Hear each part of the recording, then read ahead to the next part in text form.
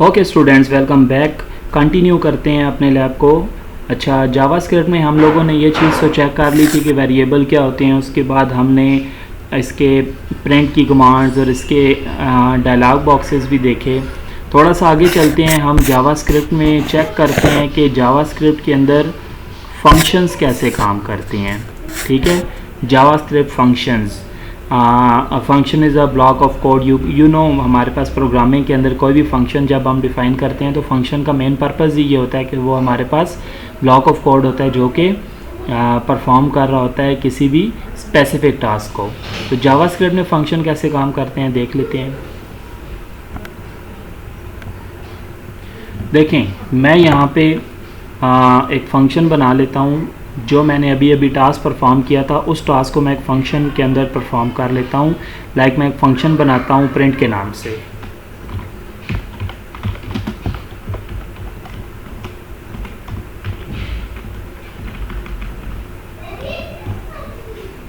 देखें, मैंने यहाँ पे कोई भी इसकी रिटर्न टाइप यूज़ नहीं किया, लाइक कोई भी इंटीजर या फिर वाइड यूज़ नहीं किया। मैंने डायरेक्टली फंक्शन का तो जावास्क्रिप्ट ऑटोमेटिकली अंडरस्टैंड कर लेगा कि एक फ़ंक्शन जो है वो जस्ट अ फंक्शन है। तो मैंने एक प्रिंट का फंक्शन बनाया जिसके अंदर मैंने दो वेरिएबल्स लिए और उसके बाद उन वेरिएबल्स को मैंने प्रिंट कर लिया डॉक्यूमेंट डॉट राइट को यूज़ करके। तो गाइज़, फंक्शन बनाने के बाद फंक्शन कॉल की भी ज़रूरत होती है। तो जावास्क्रिप्ट में आप फंक्शन को कॉल भी कर सकते हैं। मैं यहाँ पे फंक्शन को कॉल कर लूँगा डायरेक्टली इनसाइड ऑफ दैट। अच्छा, मैं यहाँ पे भी कॉल कर सकता हूँ, मैं किसी बटन के साथ सबमिट में भी इसको कॉल कर सकता हूँ या किसी भी और माउस इवेंट में इसको कॉल कर सकता हूँ जहाँ पे ये वैल्यू शो कर दे।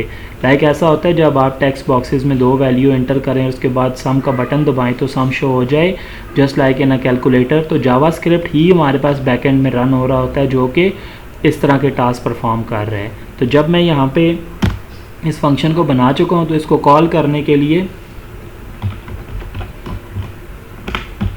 देखें, मैंने इस फंक्शन को कॉल कर लिया। अब ये फंक्शन ऐसे ही चलेगा जैसे प्रोग्रामिंग में नॉर्मल फंक्शन चलते हैं। मैं इसको रन करके चेक कर लेता हूँ।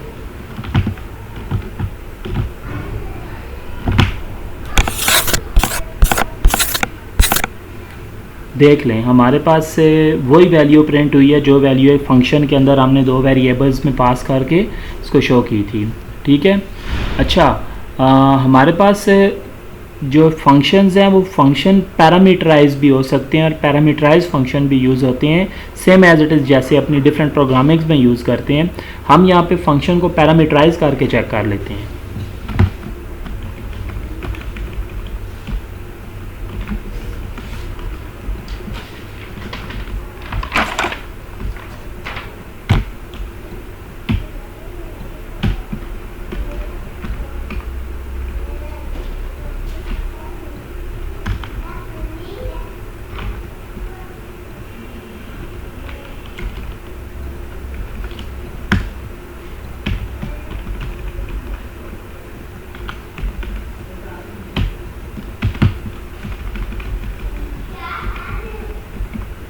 मैंने यहाँ पे दो पैरामीटर्स दिए और उन पैरामीटर्स को वेरिएबल के इक्वल कर लिया, लेकिन पैरामीटर्स की वैल्यू जो है वो आउटसाइड ऑफ फंक्शन जब फंक्शन कॉलिंग होगी तो वहाँ पे देंगे। तो अब मैं यहाँ पे जो वैल्यू दूंगा वो वैल्यू उसी टाइप की कंसिडर होगी। मींस अगर मैं इंटीजर वैल्यू दूंगा तो वो इंटीजर कंसिडर होगी, अगर मैं स्ट्रिंग दूंगा तो स्ट्रिंग कंसिडर होगी।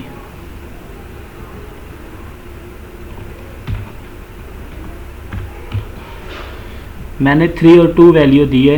लेट्स रन और देखते हैं क्या आंसर आता है।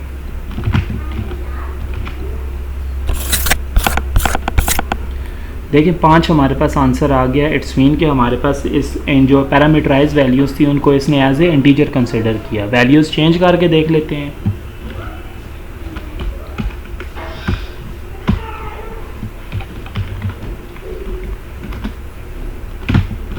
मैंने दो स्ट्रिंग्स वैल्यू दी हैं, एक वैल्यू स्ट्रिंग दी है और एक वैल्यू इंटीजर। जब मैंने इसको रन किया यू कैन सी हमारे पास 3 एंड हेलो प्रिंट हो गया। इट्स मीन कि उसने पैरामीटर्स में कंसिडर कर लिया कौन सी वैल्यू इंटीजर की है और कौन सी वैल्यू हमारे पास स्ट्रिंग टाइप की है। अच्छा, इस तरह से हमारे पास इसमें फंक्शंस भी इम्प्लीमेंट हो रहे हैं अच्छा, इफ़ एल्स कंडीशन की बात करते हैं, जो कि हमारे पास कंडीशनल स्टेटमेंट्स हैं। ये स्टेटमेंट्स भी हमारे पास एज इट इज़ परफॉर्म करती हैं जैसे हमारे पास C++ या जावा में एग्जीक्यूट हो रही। लाइक हमारे पास अगर मैं यहाँ पे लेता हूँ 2 and 2 और यहाँ पे मैं इफ़ कंडीशन लगा देता हूँ सी के ऊपर। लाइक मैं कहता हूँ सी की वैल्यू 5 आ रही है, अगर वो 5 की इक्वल हो तो साथ ही कोई अलर्ट बॉक्स भी शो हो जाए, या कुछ और कंडीशन में लगा देता हूँ।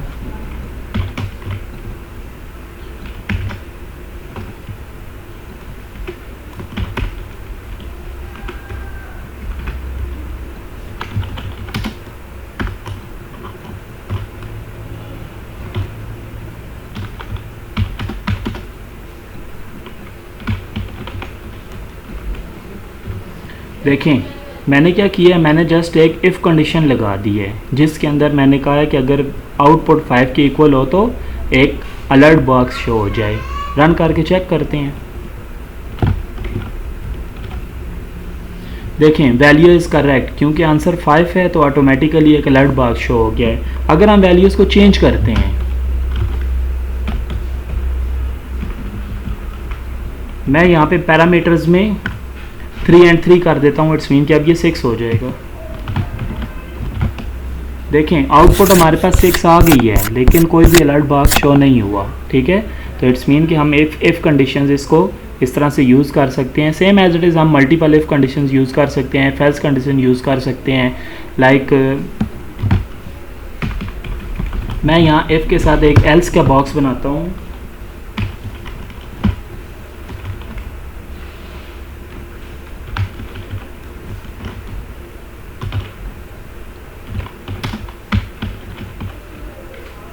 जिसमें मैंने लिख दिया कि अगर हमारे पास 5 के अलावा कोई वैल्यू आए तो यहाँ पे लिखा आ जाए वैल्यू इज़ नॉट करेक्ट। ठीक है,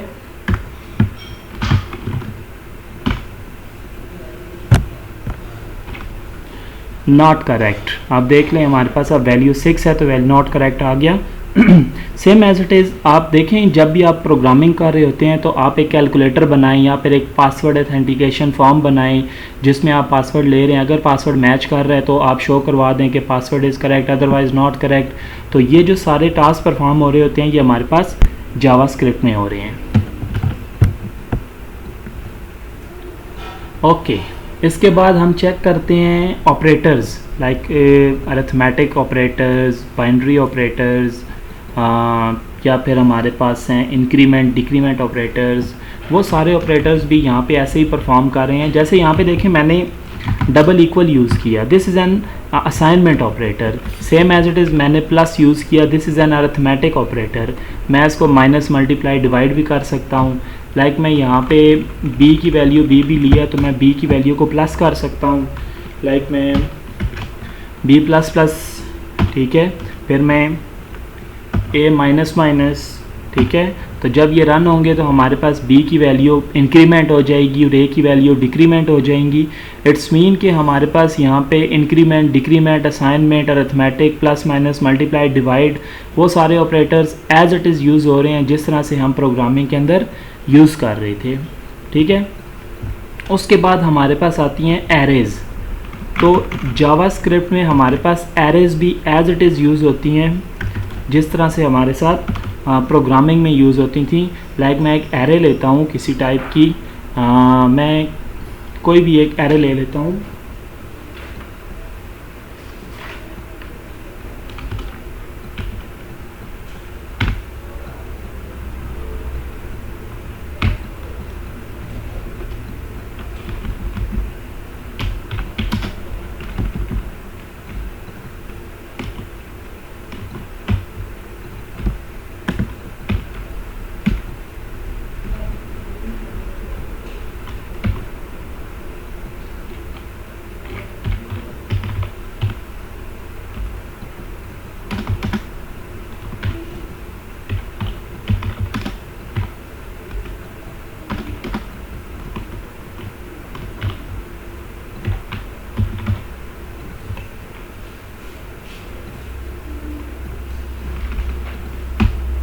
देखें मैंने एक एरे ले ली है जिस